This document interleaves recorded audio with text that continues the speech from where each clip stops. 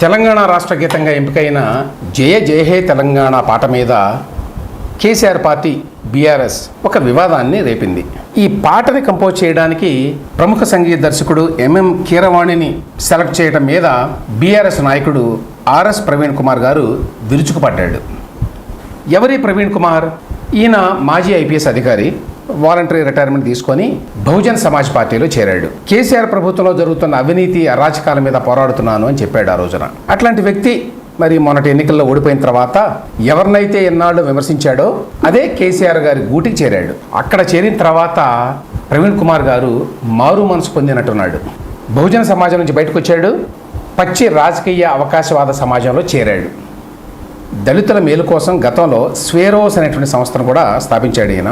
అట్లాంటి వ్యక్తి ఇప్పుడు ఆంధ్ర తెలంగాణ మధ్య చిచ్చు పెట్టేందుకు కేసీఆర్ గారు చేసినటువంటి పాత రికార్డుకి ప్రవీణ్ కుమార్ గారు ఇప్పుడు దరువులు వేస్తున్నాడు. కీరవాణి మీద ఆయన చేసిన ట్వీట్ ఈ దిగజారుడికి నిదర్శనం. ఆయన చేసిన ట్వీట్లో కొంత భాగం చదువుతాను. అందశ్రీ తెలంగాణ రాష్ట్ర గీతంపై ఆంధ్ర సంగీత దర్శకుడు ఎంఎం కీరవాణి పెత్తనం ఏంది భయ్? ఇది ఆయన రాసింది. ఒక పాటకి సంగీతం సమకూర్చడం పెత్తనం ఎట్లా అవుతుంది? పాటలకి మ్యూజిక్ సమకూర్చే వాళ్ళందరూ ఆ పాటల మీద పెత్తనం చేస్తున్నట్ట ప్రవీణ్ కుమార్ గారి ప్రకారం? ఇదేం లాజిక్? ఆంధ్ర సంగీత దర్శకుడు కీరవాణి పెత్తనం అనడం ఏంటి? కీరవాణి గారు సంగీత దర్శకుడు. ఏ భాషలో అవకాశం వస్తే ఆ భాషలో సంగీతాన్ని సమకూరుస్తాడు. నాకు తెలిసి ఆయన తెలుగు, హిందీ, తమిళం, కన్నడం, మలయాళం ఇట్లాంటి చాలా భాషల్లో సంగీతం సమకూర్చాడు. అట్లాంటి వ్యక్తికి ఐపీఎస్ చదువుకున్నటువంటి ప్రవీణ్ కుమార్ గారు ఒక ప్రాంతాన్ని అంటకట్టడం ఏంటి? పెత్తనం ఏంది భయ్ అని రాశాడు ఈయన. ఏంది భయ్ అనగానే ఆయన తెలంగాణ వాడు అయిపోయాడు అన్నమాట. తెలంగాణ ఐడెంటిటీ అంటే అది అని వీళ్ళ ఉద్దేశం. తెలంగాణ మాస్క్ వేసుకుంటే చిల్లర రాజకీయ లబ్ధి కోసం ప్రజల మధ్య, ప్రాంతాల మధ్య విద్వేషాలను రేపటానికి లైసెన్స్ ఇచ్చినట్టు అనుకుంటున్నాడు ఈయన. ఇంకా ఏమంటాడు ఈయన ట్వీట్లో? గీత స్వరకల్పనకు మళ్ళీ ఇప్పుడేం అవసరం వచ్చింది?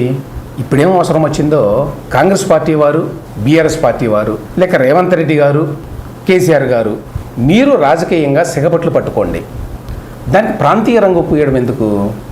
అసలు విషయం ఏంటంటే ఈ జయ జయ హే తెలంగాణ అనే పాటని రాష్ట్ర గీతంగా పెడుతున్నట్టుగా గతంలో కేసీఆర్ గారు చెప్పారు. కానీ అది ఏమైందో తెలియదు. ఎందుకంటే 2021లో అప్పుడు కొంతమంది సభ్యులు ఈ అసెంబ్లీ ప్రారంభానికి ముందు జయ జయ హే గీతాన్ని మనం పాడాలి, పాడితే బాగుంటుంది అని చెప్పంటే అప్పుడు ముఖ్యమంత్రిగా ఉన్నటువంటి కేసీఆర్ గారు ఏమన్నారు? రాష్ట్ర అధికారిక గీతంగా జయ జయ హే తెలంగాణ అని ఇంకా నిర్ణయించలేదు, ఇంకా మనం రాష్ట్ర అధికారిక గీతాన్ని రాయించలేదు అనే మాట అన్నారు. మరి మీకంత ఉంటే, దీని మీద అంత ప్రేమ ఉంటే ఆ రోజునే కేసీఆర్ గారు ముఖ్యమంత్రిగా ఉన్నప్పుడే ఈ 10 ఏళ్ల కాలంలో ఎందుకు ఈ పనులన్నీ చేయలేదు అని ఎవరైనా అడగవచ్చు. అయినా కూడా తెలంగాణ కవుల మీద ఆంధ్ర సంగీత దర్శకుల పెత్తనం ఇంకెంతకాలం అనే మాట అనడం ఏంటి? ఇదంతా నీచాతి నీచమైన దిగజారుడు కామెంటో వర్ణించడం సాధ్యం కాదు. అసలు తెలంగాణ కవులు రాస్తే తెలంగాణ సంగీత దర్శకులు, ఆంధ్ర కవులు రాస్తే ఆంధ్ర సంగీత దర్శకులు సంగీతం సమకూర్చాలా? ఇదేం విపరీతం? కీరవాణిని పదే పదే ఆంధ్ర సంగీత దర్శకుడు అని అనడం ఆయన కించపరచడం కాదా? అంతటితో ఆగలేదండి ఈ ప్రవీణ్ కుమార్ గారు. ముఖ్యమంత్రి రేవంత్ రెడ్డి గారిని అడ్రస్ చేస్తూ, ముఖ్యమంత్రి రేవంత్ అనుమల్ గారు, కీరవాణి స్వరకల్పన చేయడానికి ఇది నాటు పాట కాదు. నాటి ఆంధ్ర పాలకుల పెత్తనంపై తిరుగుబాటు బావుట ఎగరేసిన వందలాది మంది అమరుల త్యాగాలు, 4 కోట్ల ప్రజల కలల ప్రతిరూపం. నాటు పాటకి తెలంగాణ త్యాగాలతో లింక్ ఏంటి? మోకాలికి బోడిగుండికి ముడిపెట్టినట్టుగా నాటు అనే పాటకి ఆస్కార్ అవార్డు వచ్చింది. ఆ అచీవ్మెంట్ని తక్కువ చేయాల్సిన అవసరం ఏంటి? గమ్మత్ ఏంటంటే నాటు పాటకి ఆస్కార్ వచ్చినప్పుడు ఇదే ప్రవీణ్ కుమార్ గారు పూర్వాశ్రమంలో బహుజన్ సమాజ్ పార్టీలో ఉన్నప్పుడు కీరవాణి గారిని అభినందిస్తూ ట్వీట్ చేశాడు. ఇందులో ఇండియన్ ఎక్స్ప్రెస్లో వచ్చిన వార్తని కోట్ చేస్తూ ఫోటో కూడా వేసి what a proud moment, congratulations everyone అన్నాడు. అంత ప్రౌడ్ మూమెంట్గా అనిపించింది ఆ రోజున, ఇవాళ అనిపించటం లేదా? ఆ రోజున కీరవాణి ఆంధ్ర సంగీత దర్శకుడు అని అనిపించలేదా ప్రవీణ్ కుమార్ గారికి? అసలు తెలుగు రాష్ట్రాలు విడిపోయి 10 ఏళ్ళైన తర్వాత ఇప్పుడు ప్రాంతీయ విద్వేషాలను ఈ స్థాయిలో రెచ్చగొట్టే ప్రయత్నం చేయడం, అందుకోసం ఇంత బజారు భాషను ఉపయోగించడం, ఐపీఎస్ చదువుకున్నాను అని చెప్పేటువంటి ప్రవీణ్ కుమార్ గారికి సిగ్గు అనిపించడం లేదా? ఇంతకీ ఈ ప్రవీణ్ కుమార్ గారు లేక బీఆర్ఎస్ వారు, బీఆర్ఎస్ నాయకులు తెలంగాణ వాడు అని చెప్పి ఎవరిని గుర్తిస్తారు? మిగతా ఏ రాష్ట్రాలకు చెందిన వారైనా తెలంగాణలో బతుకుతుంటే వాళ్ళని తెలంగాణ పౌరులుగా గుర్తిస్తాం, కానీ ఎక్కడ పుట్టినా ఎక్కడ పెరిగినా ఆంధ్ర మూలాలుంటే మాత్రం వాళ్ళని ఎట్టి పరిస్థితుల్లో తెలంగాణ వాళ్ళగా గుర్తించం అని చెప్తున్నారా ఈ బీఆర్ఎస్ నాయకుడు ప్రవీణ్ కుమార్ గారు? ఎందుకంటే కీరవాణి గారు ఆంధ్రాలో పుట్టినా ఆయన వర్కింగ్ లైఫ్ అంతా కూడా హైదరాబాద్లోనే గడిచింది. ఈ విషయం అందరికీ తెలుసు. ఆయన సంగీత జీవితం హైదరాబాద్తోనే ఎక్కువగా పెనవేసుకుపోయింది. అయినా ఆయన పుట్టిన ఆంధ్రాలో కాబట్టి ఆయన ఆంధ్రావాడు అని చెప్పి వేలెత్తి చూపుతున్నాడు ప్రవీణ్ కుమార్ గారు. బీజేపీ వాళ్ళు కేంద్రంలో ఎన్ఆర్సీ అని చెప్పి ఒక ప్రపోజల్ పెట్టారు, నేషనల్ రిజిస్టర్ ఆఫ్ సిటిజన్స్ అని. దాన్ని మేము తీవ్రంగా వ్యతిరేకిస్తున్నాం, అదంతా కమ్యూనల్ అని చెప్పి చెప్తుంటారు కేసీఆర్ గారు, బీఆర్ఎస్ నాయకులు. కానీ ఇప్పుడు ఆయన పార్టీ వాళ్ళు అంటే మన ప్రవీణ్ కుమార్ లాంటి వారు తెలంగాణ రిజిస్టర్ ఆఫ్ సిటిజన్స్ అనేది ఏమన్నా కొత్తగా తీసుకొస్తారా అని అనుమానం వస్తుంది ప్రవీణ్ కుమార్ గారి మాటలను వింటే. అసలు సిసలైన తెలంగాణ వాళ్ళు ఎవరో తేల్చి బంగ్లాదేశీ ముస్లింలను పంపించినట్టో మియన్మార్ రోహింగ్యాలను పంపించినట్టో వెనక్కి పంపిస్తారేమో తెలియదు ప్రవీణ్ కుమార్ గారు వారు అధికారంలోకి వస్తే. విశేషం ఏంటంటే తెలంగాణ రాష్ట్ర సమితి పేరుని కేసీఆర్ గారు భారత రాష్ట్ర సమితి అని మార్చారు అప్పట్లో.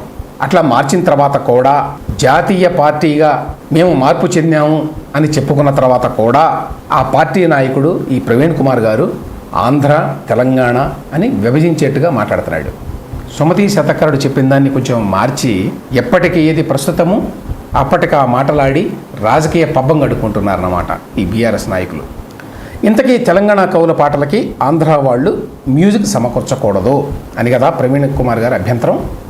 అయితే ఈ అభ్యంతరం ఓన్లీ ఆంధ్ర మ్యూజిక్ డైరెక్టర్లకైనా, ఆంధ్ర కాంట్రాక్టర్లకు కూడానా అని కొంతమంది అమాయకులు ప్రశ్నిస్తున్నారు. ఎందుకంటే ఇదే ప్రవీణ్ కుమార్ గారి పార్టీ అధికారంలో ఉన్నప్పుడు 1,00,000 కోట్ల వర్త్ కాళేశ్వరం నీటిపారుదల ప్రాజెక్టుని ఆంధ్ర కాంట్రాక్టర్లైన మెగా ఇంజనీరింగ్ కంపెనీకే కట్టబెట్టింది. అప్పుడు ప్రవీణ్ కుమార్ గారికి సమ్మగానే ఉన్నట్లుంది.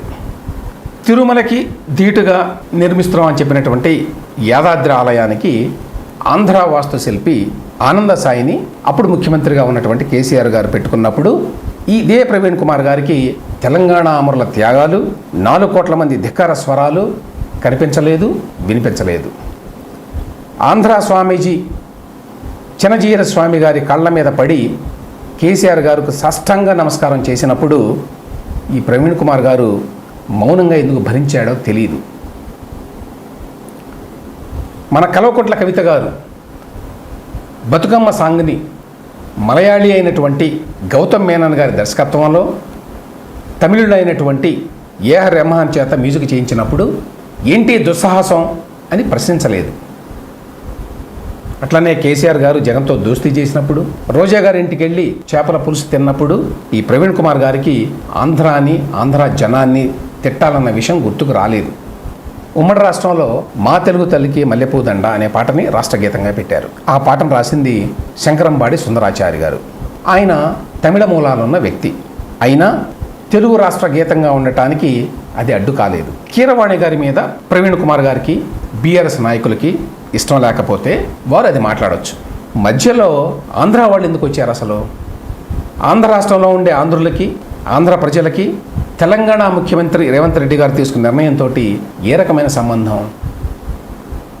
ఆంధ్ర సంగీతకారులు స్వరకల్పన చేసిన మన తెలంగాణ గీతాన్ని పాడుకుందామా, లేకపోతే మనవాళ్ళు చేసినటువంటి తెలంగాణ గీతాన్ని పాడుకుందామా అని ప్రవీణ్ కుమార్ గారు రెటారికల్గా ప్రశ్నించారు. ఈ ప్రశ్న వేసే ముందు కవిత్రయం రాసిన మహాభారతాన్ని, పోతన రాసిన భాగవతాన్ని, అన్నమయ్య కీర్తనల్ని, రామదాస్ గారి భక్తి గీతాలని తెలుగువారి ఉమ్మడి సంపదగా చూడటాన్ని ప్రవీణ్ కుమార్ గారు గతంలో ఐపీఎస్ ఆఫీసర్ కాబట్టి నేర్చుకోవాల్సి ఉంది. ఈ ప్రవీణ్ కుమార్ గారి అడుగుజాడల్లో కొంతమంది ప్రొఫెషనల్ ప్రాంతీయ విద్వేషకారులు ఇంకో అడుగు ముందుకేసి రేవంత్ రెడ్డి గురువు గారైన చంద్రబాబు నాయుడు గారి ద్వారా కమ్మ సామాజిక వర్గం మ్యూజిక్ డైరెక్టర్తో తెలంగాణ అస్తిత్వాన్ని దెబ్బకొట్టడానికి పన్నిన పన్నాగమే కీరవాణి చేత మ్యూజిక్ చేయించటం అని ఆరోపించారు. ఎక్స్పైరీ డేట్ అయిపోయిన నినాదాలతో మళ్ళీ రాజకీయ అధికారాన్ని చేపట్టడం కష్టం అని చెప్పి బీఆర్ఎస్ నాయకులకి, కేసీఆర్ గారికి, కేటీఆర్ గారికి, ప్రవీణ్ కుమార్ గారికి ఇంకా అర్థం కాకపోవడం విచిత్రమే.